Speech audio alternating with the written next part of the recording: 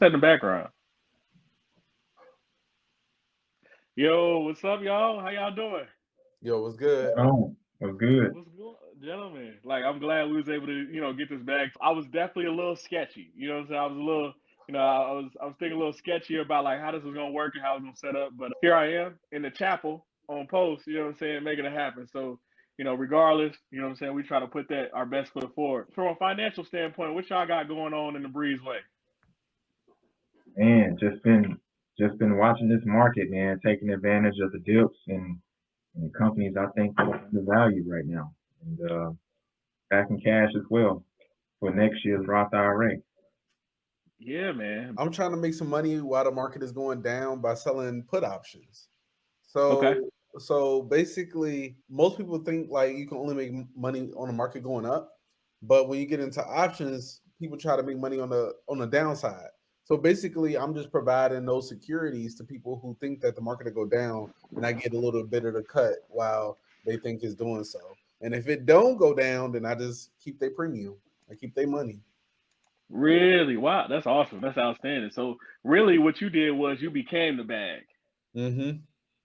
The young investor, he working on securing the bag and growing the bag. And so Uh, and all this it goes full circle. So that's dope, gentlemen. For me financially right now, the word that I have is patience, right? I got to this point thus far in the deployment where I'm like, I knew all my goals and how I wanted to accomplish them, and they waiting in line for me. But the hardest part is just what I'm saying, staying focused and looking at them. You know what I mean? Like, okay, we on track, we on track. And you get super excited because you're like, well, I can do this, I can do that.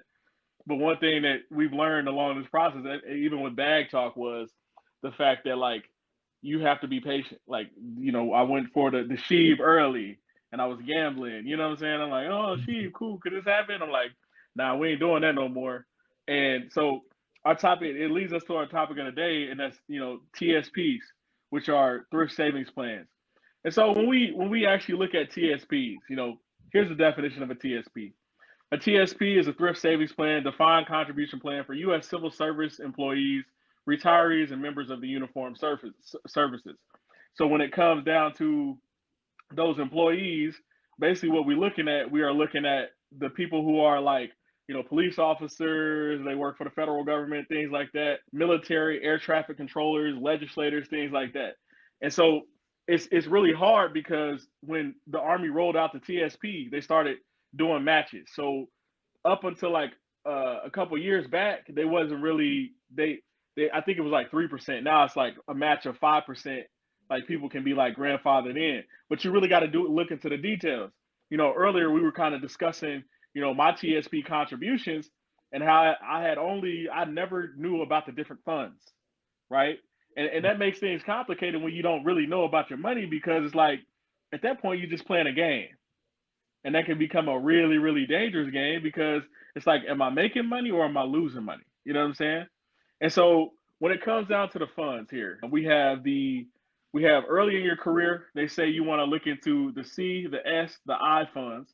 And then when you start nearing retirement, you want to look into transitioning from growth, the C, the S, the I, towards I, G, and F, or G and F. I stand corrected. And so it's one of those things where when we look at these fund classes, we want to make sure that we understand what the fund classes are and how they actually affect us. And so, Trey, I want you to go ahead and break down for us the different fund classes and what they actually mean.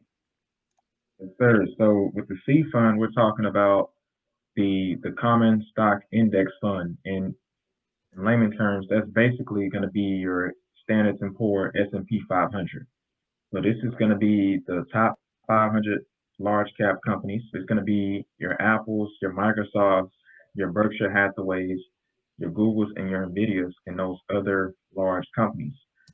And it's very important that in terms of this TSP that you're putting money into the the common stock index because even most investors or even hedge fund managers fail to outperform the S&P 500. Mm, And with the S&P 500 or the common stock index, I mean, you're guaranteed at least a 10% return. And these last couple of years, the S&P has returned even double that, 20% plus. So you definitely want to have that in your portfolio in terms of your conservative your conservative allocation or your conservative hedge, I would say. Next, we're going to transition into the small cap stocks. Now, small cap stocks are a little bit more risky. That's why Tommy pointed it out that early on you want to be in the CSI. You want to have those in your portfolio because with small cap stocks, they offer upside, but these are small cap stocks that have a small market cap.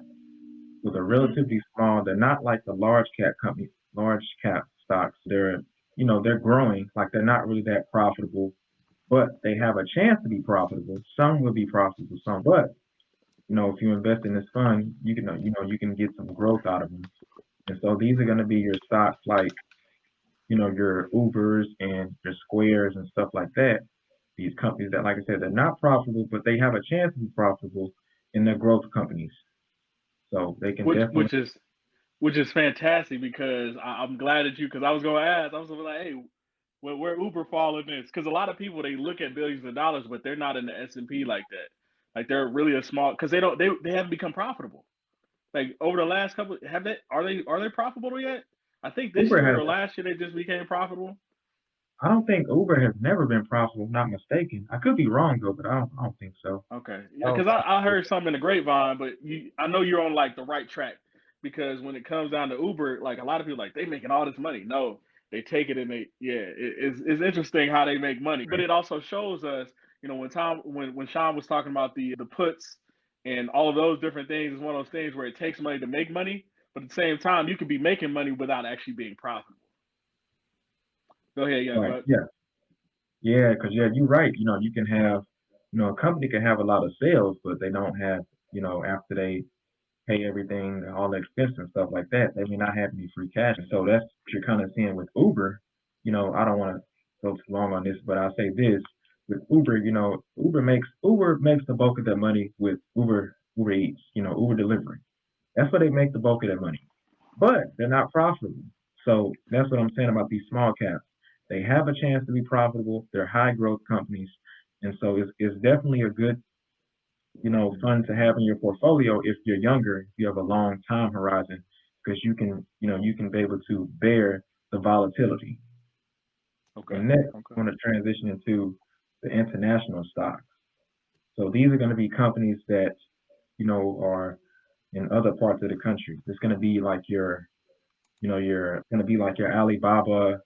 It's going to be your TSM, Taiwan Semiconductor, chip, stocks. These are going to be companies that they're not originated from the United States.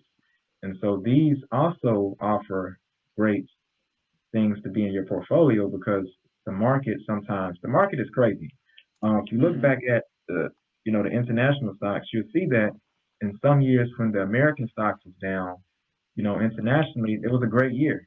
Like it can be like that where there are great years for international stocks and there's down years for American stocks. And so having these different, funds in your account, your accounts can run any way. And then when some funds are down, some funds can be up. But I would kind of say this too about international stocks. I'm not sure if I would want to play them, especially with a lot of American companies having relations and having business already internationally as well. I don't really see the need for a lot of those international stocks because there are some stocks that are subject to regulation risk and all those other risks. Look at Alibaba. Look at a lot of companies coming out of Hong Kong and China. I would warn against maybe the international fund, but each to their own on that. Next, I mean, if you looking at the numbers, I mean, 16.57% over the last 10 years, 15.06. International stock is holding up better than government securities, but at the same time, they can also dip. You know what I'm saying? Because I was looking at the numbers, and I think over the last year it was at like 5 or 6% or something like that. So it's one of those things to be careful of. So when it comes to government securities, what actually falls underneath that? Can you break that down for us? Yeah. So with government securities, those are going to be mostly bonds. Those are going to be mostly government bonds. Okay. And those bonds they're really treasuries, right? So with with the government securities, they offer safety. Typically, what you see, like when people are very uncomfortable in the markets, they'll shift towards bonds, or if they're looking for income, like in retirement, you'll see a lot of people transitioning to bonds because you're getting that income because of coupon payments, right? It's basically payments for holding, you know, they're basically, the treasury is basically paying you, or the government is basically paying you money for holding these bonds until maturity. So you'll get your principal back, which is usually the par value, which is like $1,000 for the most part, and then you'll get the coupon payments, which is the interest. And Okay. so How a long? lot How of long people, does it? How do you know how long it typically takes to get that back when you start talking to like government bonds?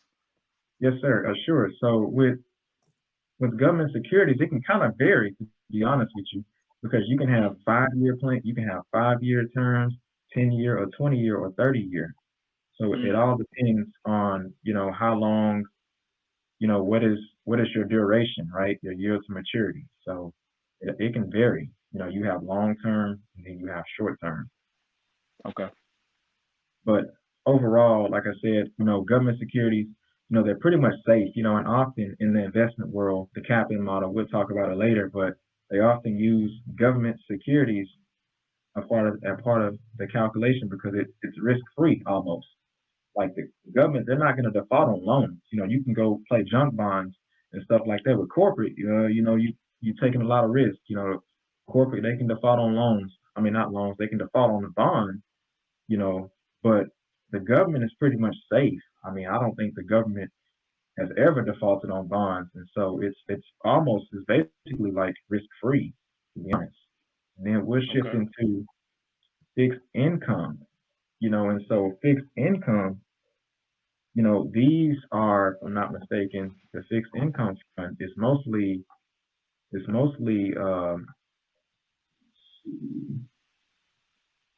yeah, the fixed income is also great because it's another safe play, and a lot of people, you see that a lot too, where a lot of people in wealth management, they would move towards fixed income because they don't want to lose any money.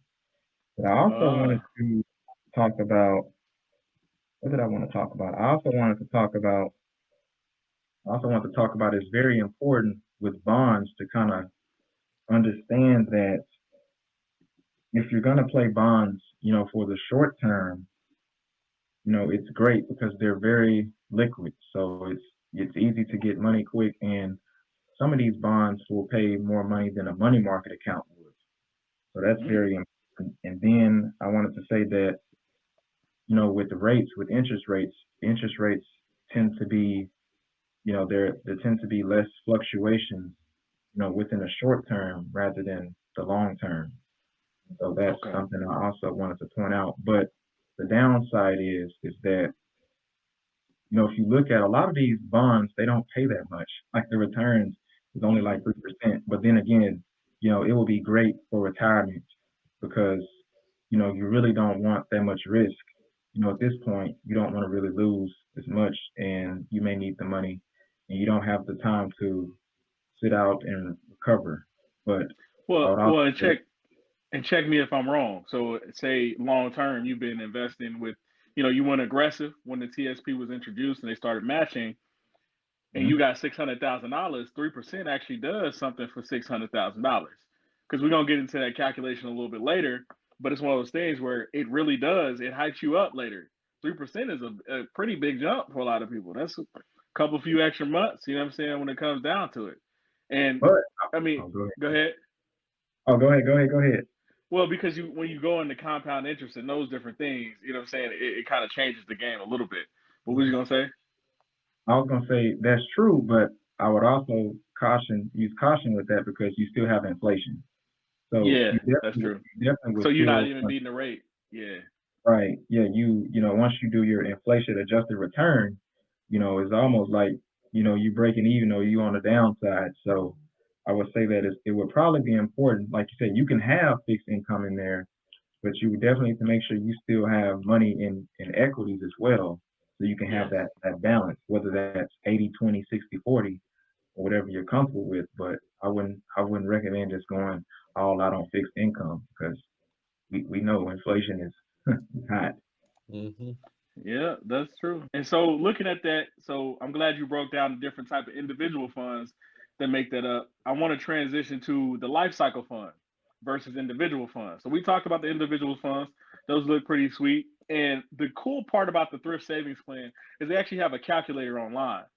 And so I don't know if, let me add this to the screen real quick.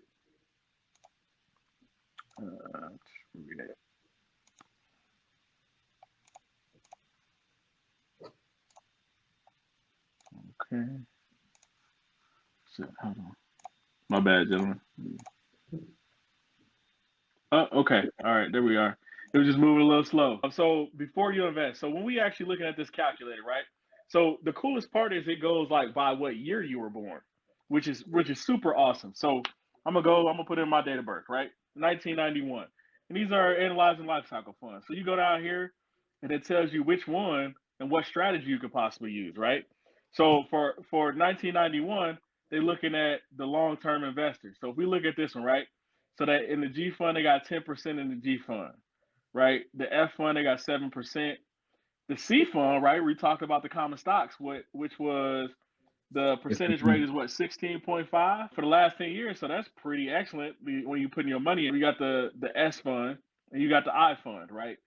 And so these are all pretty much more aggressive. But the cool part is you can look at the different years of what year you actually want to retire. Because what they're doing is during the day, they're actually trading these and actively moving this money around so that way you can continue to win throughout.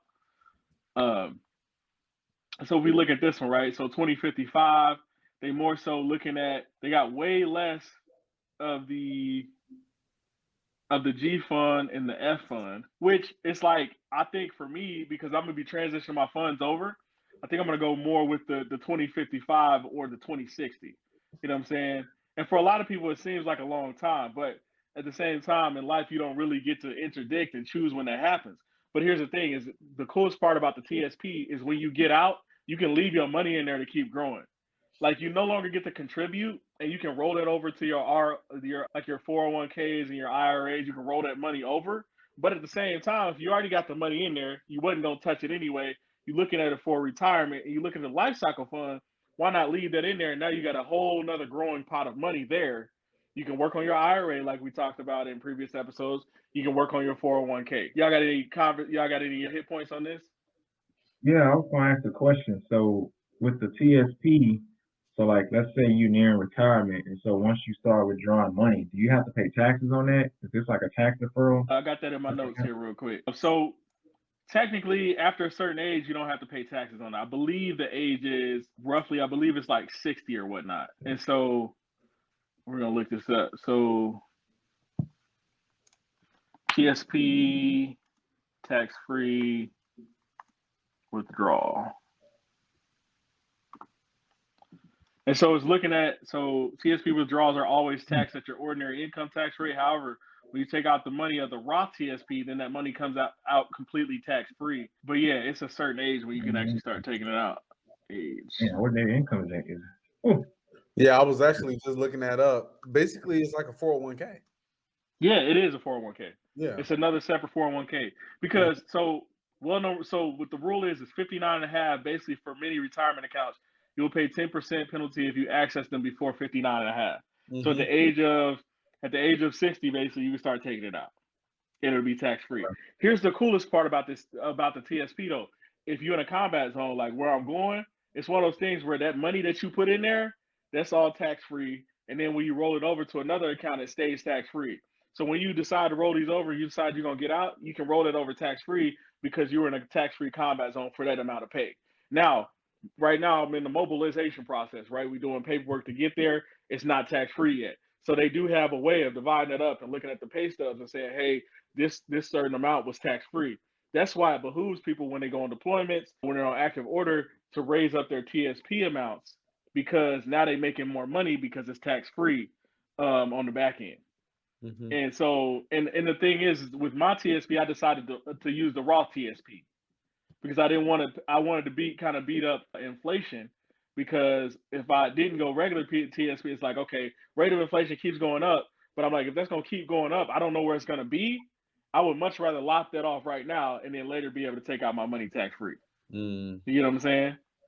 And taxes, and you got to worry about future tax hikes and all that as Yeah, well. I'm like, So, I don't even, and personally, I'm like, I don't even want to play that game. And so for the life cycle versus individual funds, go back to it. Oh, that popped up the whole time. Okay, dope. So we'll look at somebody that's older, right? I think the next tax bracket that I had set up for the age of, so the medium term it starts in 1965. So we'll type in 1965 here. yeah. And so it gives you a calculator. And so they have medium term investors. So this is more of a moderate to high growth over time with a low emphasis on preserving your assets. So they had the people that's in the middle. And then when it comes down to it, the next age group I believe started at age 1964. So we're just gonna type in 1964, and before that, I believe it's like the 1950. But yeah, when I was doing all these calculations, so find my funds. So here they short term, so short term investor to medium term investor. So when you're looking at the medium terms, I mean the short terms, it's one of those things where it's aiming to provide more moderate growth with a moderate emphasis on preserving your assets. And it says moderate because it's not going to be aggressive on preserving assets, because nobody wants to say that, right? Because you don't know what the numbers are actually going to do, right?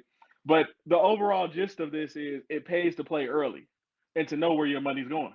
Because I made the mistake over the last year because I wanted to up my contributions, because I got in a place where I paid off all that debt.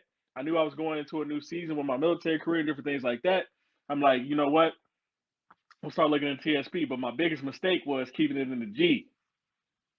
Now I'm gonna move all my money and start investing that, and it's important because as this deployment starts to ramp up, I'll start to make more money. It's important for me to move that over to the C. You know what I'm saying? The C and the S and the I. You know what I'm saying? So that's gonna be huge there, and I'm glad that you broke that down, young brother. Oh man, it's crazy. And so this one, real quick, I want to explain to the people like why it's important, right? So there's this article that came out on the TSP recently, and it talks about why aren't federal employees utilizing the Roth TSP. And so these are some common reasons why federal employees fail to take advantage of the Roth option in the thrift savings plan. Like, let's be completely honest, habit, right? So currently, when federal employees are first hired, they automatically signed up at contributing 3% to the traditional side of the TSP, and many simply they just stayed in that habit, right? Nobody knew that the inflation was going to go up to what 6.5% this year, and so they kept it in the traditional. But when you start looking at your money, it's like, and a lot of people are like me, they just think that, hey, I got a TSP, it's going 5%. Like, I'm getting to the bag, but the truth is, you're not really. You get into the bag more so than other people would have got to the bag, but you're not getting to the bag at your maximum capacity. And so thinking one will not receive a match, right? And so recently it says the second reason many federal employees do not contribute to Roth TSP account because they think that in order to contribute to the traditional TSP, in order to receive their government match, they thought it had to be traditional, but that's false. With the Roth TSP, the government also matches 5%. And so that's really, really dope. And so it says, however, the truth is that the match will always be contributed to the traditional side. This is applicable even if the individual only contributes to Roth. So you'll still get the 5%, but it's going to be traditional, but it still hikes you up and you can use both. So it's not like you're really losing out on anything. So believing that there will be a drop in tax brackets after retirement. So it's one of those things where a lot of people are living outside of their means anyway. And so dropping in that tax bracket, a lot of people are going to continue working for the rest of their lives. So the chances of their tax bracket actually dropping are, I mean, it's kind of slim. When I talked to somebody, one of the troops the other day, and he was saying how like a guy had in one of the majors that I fall underneath, he worked for the police department, retired there, and then he went and got another government job on top of it. So his tax bracket might not have necessarily changed. You know what I'm saying? What else we got going on here? So yeah, those are just some of the common things that we have going on that kind of affect the TSP. Y'all hear anything in the background? Like, okay, so we got that. So let's talk numbers, right? So when it came down to the numbers, this is one thing that I did because I wanted to make sure before I started moving over my stuff out of my TSP and diversifying, I want to be sure that I could tell the lowest person on the totem pole how much they could make by putting their money away. So running the numbers. Here we're looking at the numbers. So say a drill check for an E1 private in the military. They can get a drill check. It ain't much for 2 days, but it's something, right? They went in and they did their drill. They can get $200 for a drill check. So here's the dopest part. With $200 for a drill check, at 33 years, because I used our compensation calculator, which I will put in the description in the actual video. It's gonna have a compound interest calculator, and it's gonna have the actual TSP website, so people can go and do more research on their own, so they're making sure they take care of themselves. So at 33 years, right? Say they do 33 years. It's not it's kind of uncommon, but at the same time, I'm seeing a lot of people who they're going past the 20-year mark, and they just cruising because they made a certain rank, so they in there, right? And so say you give it 33 years, even if you're a private, right? Say you put in 33 years. I mean, what that puts you at the age of, so 18 plus 33, we got the two, so basically like 51-ish, right?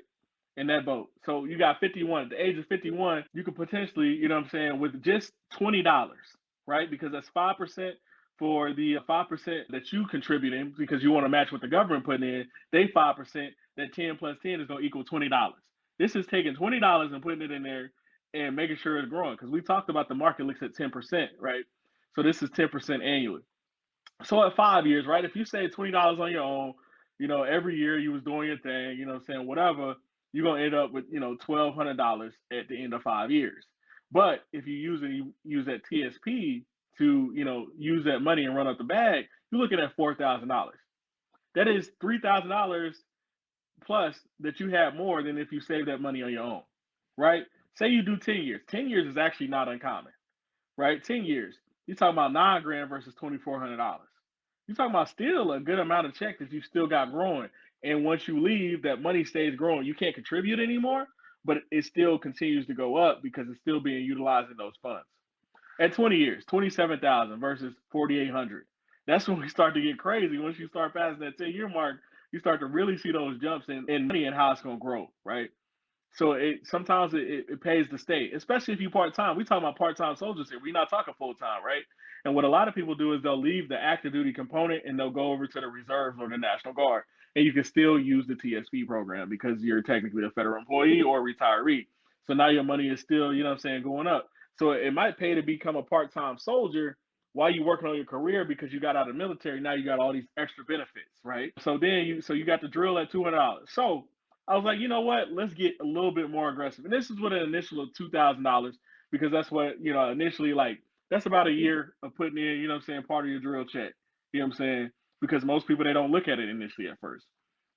So now we coming over to the drill. Say you take 100% of your drill check, right? Because one thing I want soldiers to get to the point where they're not depending on the drill check, they're actually multiplying the money in their lives, right? And so when you multiply the money in your life, the money in your life is like that drill check really don't exist to you, right? So if you're taking that $200 every month, let's look at these numbers. So the government's matching the 5%, right? You know what I'm saying? They're not going higher than that. So that's the extra $10. You take $210, you put in the compound interest calculator at 10%, you have $18,000 versus $12,000.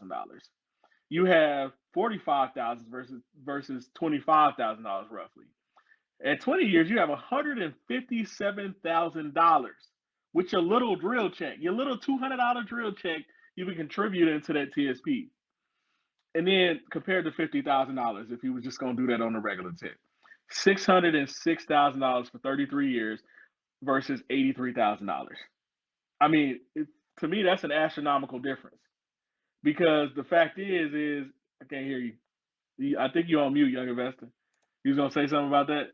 I was gonna say, man, that's crazy. Like, you looking at the numbers, and that's just being a part-time dude. You showing up to drill as a private. You ain't got to level up. You ain't got to do nothing. So imagine you leveling up and you making $600 to $900 for a drill. Now you're tripling up on the bag. So these numbers for somebody, say you decide you're gonna level up in your career, now you're a sergeant and you making the 400, you can almost double that every time, baby. You talking about $8,000 that you got set up for the kid. Maybe that's the kid's first car. You know what I'm saying? Or maybe you want to retire on the beach. You want to get you a beach house, right? Easy. So you know what I'm saying? That's that down payment for that beach house. You got to pass, you know, part of the way paid off and all those different things. But it's magical when you actually put your money to work. And so that's where I want to get people going to where, like, hey, you know, it's a little bit of money, but that little bit of money equals big money. And we're not just talking about these pots of money, right? Because we talked about the 401k. We talked about the IRA. You can roll that over to the IRA, this money right here. You can play with your 401k on the civilian side. So you're aggressive with your big money. So imagine that. This is only $200. The big money that you're getting every month from your regular job, you're aggressive with that. And here's the truth. If you become an Uber driver on the side, I know Uber drivers who make part-time, they make $800 a week. So if you're taking that and you throwing that in a 401k or IRA, that's gonna change your life. So that kind of, I just want people to start thinking when they think TSP, don't make the mistake that I made this last year, thinking that the TSP was gonna take care of me. And the year before that, I wasn't even thinking about the TSP because I was trying to get debt free. But as we grow, we talk about with Bag Talk, we talk about things we can do, right? As we grow and we evolve with our money, we want to start looking how we allocating that money and pushing it around, putting it around to make it advantageous for us and our team, because your network is your net worth. So if you're doing right with your money, then that's gonna change your whole net worth down the road, because they know you know how to move money, you got the juice, you got the tools, right? So to clean this up, Shawn, can you explain why I need multiple retirements? Why just one won't do? Because in the All Army, right. we got the blended retirement system. So just to real quick clarify for the soldiers, you got the blended retirement system on top of the TSP. So you calculating that off, and you get a TSP, and you contributing on both, you can retire pretty good. Go ahead, Shawn. All right. So this is basically a summarization of everything that we've been going over for the past couple weeks. So we just talked about the TSP. We know that the max contribution is $20,500. And then let's say you got the Roth IRA, right? So let's stack that on top. That's $6,000 max contribution. And then let's say you open up your HSA, which is $3,650, and then you also use that to put into your retirement for your health benefits. So I did the math, right? More than likely, let's just make it a dream. Let's say you max them all out. That's about $30,000, right? $30,000 for the entire year. So for 10 years, right? You just maxed it out for 10 years, and your retirement, that'd be about $600,000. All right. So over 20 years, that will be about 2 million. All right. And then over 30 years, that'll end up with 6 million. But let's be honest, we probably not 30 years, like you just said. So let's stick to the 2 mil. One of the things I don't think we talked about was not outliving your retirement. All right. One of the scariest things that you can do is have all this money saved up over the years, and then you get into retirement and find out that you can't even outlive it.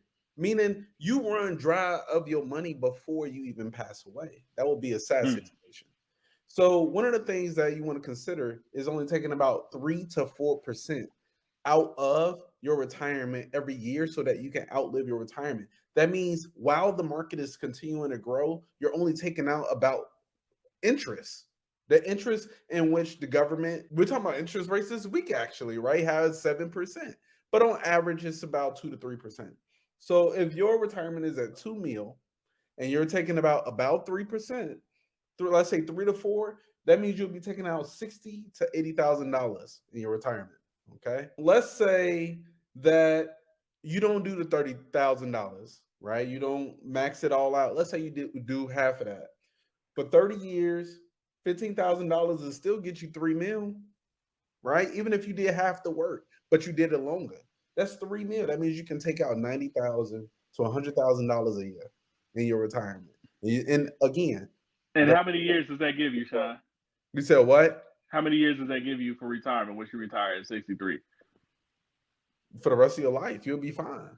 If you only taking about 3 to 4%, which is huge. Like most people, they cost of living, they don't need. And here's the thing: if you follow in Bag Talk 101, it's one of those things where when we talk cost of living, it's one of those things where we want to get that down before we retire. We want to get it down in our 20s and 30s. We young people, right? We want to kind of get that down and get it manageable. So that way, when we get that $80,000, it's sweet because you out there living. My boy Shawn, he make what, 40K a year being a teacher, right? So it's one of those things where if he making 40K and he's surviving, and Shawn, you go out with the lady, you eat the good food, but you on a budget. So imagine having double that when you retire. That's more than what you made when you was a teacher. You know what I'm saying? And so you get tenure, you do all those extra things, you making $60,000, you can contribute to $30,000 per year to all your assets. Now you're talking big money. And because people ask, and when what is the Millionaire Next Door, they talk about, you know, the richest people end up being teachers because their job to the point is so consistent, but you got to look at the small details. And so people they look at a profession, they're like, I don't want to be a teacher. They get underpaid. But the problem is we underpay ourselves by doing a disservice to ourselves by not investing, and that's huge. I'm glad you talked on that, Sean. You have anything else for the why the multiple retirements? Just one more thing, because Okay.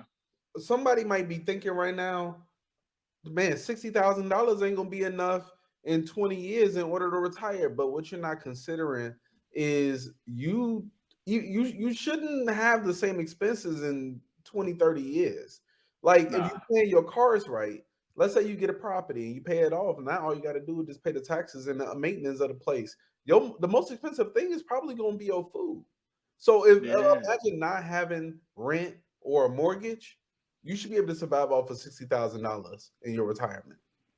Ain't no surviving. You thriving off that, family. If you do all the things that you just talking about, you thriving off that easy. Like that ain't even, you know what I'm saying?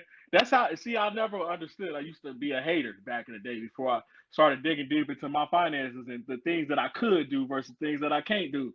I'm like, oh well, why they grandparents doing this and doing that? Because they got it. Like you think about like that makes your grandkids and your lineage a little bit better. Now, do we have certain constructs of like, hey, somebody need to teach them to kind of get it out the mud and different hardship just to make the value of money a little bit more? But yes. But if they doing well, I want to be able to treat my grandkids and be like, hey, yeah, we're gonna take this little trip, you know what I'm saying? And we're gonna make it happen without stressing about it. So that's huge. And Sean, a couple years ago, we was talking about the little balcony, apartment, you know what I'm saying? As we was looking over the city of Chicago, me and Sean we was sitting there and we was salivating. He was like, we want to he was like, I want to give my kid the you know what I'm saying, the luxury, this, that, and the other, you know what I'm saying, those different things. And it was dope. But I didn't understand the dream and the vision. But that's why we talk about numbers like these, because we know it's possible on low amounts of salary. But it's all about being intentional with the money. Did you have anything else? No, that was it. Nah. Okay. Well, you know what, gang? It's one of those things where, I'm glad that we have these conversations and have this dialogue, because if we don't, then I think we're doing ourselves a disservice. Because if you can teach it, right, then you can learn it and you can own that experience. And that's why I love having these conversations, because it makes us better, you know what I'm saying, at our finances. Because I didn't know nothing about TSPs, to be completely honest, until the last year, because I didn't care, right? And that's why we got Bag Talk 101. So, did you have anything else, young investor, before we clean up? Oh no, I was just gonna say that another thing to consider too is that you're still gonna get money from Social Security, and so that can definitely contribute to some more income monthly. And another thing is that, like in retirement planning, one thing that financial advisors do, or you may do yourself, you would need to figure out what is WRR, which is your wage replacement ratio, meaning what percentage of your wages need to be replaced in retirement. And so once you figure that out, you can pretty much go from there. So if you are working now and you have a high wage replacement ratio, let's just say 70%, what that basically means is that 70% of your wages is going to need to be replaced. And so you're gonna have to figure out, how you're gonna go about getting that money. And that's where that intentionality is gonna come into place in terms of investing early and making sure you're putting in enough to make sure you get that amount. And lastly, what I wanted to say is that another way too to figure out, how much money, when will your money run out? Basically, one thing that financial planners do is they'll take your age and then they'll take what is the expected age of a man or a woman to live? Let's say you're 65 and you retire let's say you're 40 and you're planning to retire at 65. And the expected age for a man will probably be, let's say, sometimes they'll say 82, but one of the advisors, from what I've seen, they'll put 100. So that means that, if I'm 65, we're going to be more realistic. 82 is probably more realistic. That means you're planning to live for 17 more years. So you can take what you got, and like you said, Sean said, you can figure out, how much can I withdraw every single year to make sure that I'm not running out of money. Yeah. Sean, that was mad clutch. I'm glad you brought that full circle, bro, because that really gets you thinking, like, it don't sound like a lot of money, but it really be. And like you can really take care of yourself better than your job ever did. Like that's crazy. Like you can make more, Shawn, bro. With how intentional we are, you know what I'm saying, as a team, we gonna make more money in retirement than we are right now. What people can actually pay us. Exactly. It's almost sick to think about it. Like it's like, and a lot of people, you know, and as you get older, you do have health issues. You do have struggle with those things. But I'm glad my team has started focusing more on our health and things like that, because now when we actually need the money, we might not even actually need the money like we thought we needed the money. Mm-hmm.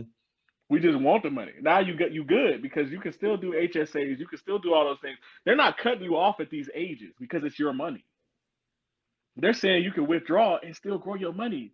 That is how generational wealth is created, man. That's what's so fantastic. So I appreciate y'all tapping in, man, working with me with these times, man. It's gonna be a little wonky, you know, going forward, but you know, we're a team, we're a family over here at Bag Talk. I'm Tommy. I'm Shawn. I'm the young investor. And this is Bag Talk 101. We appreciate y'all.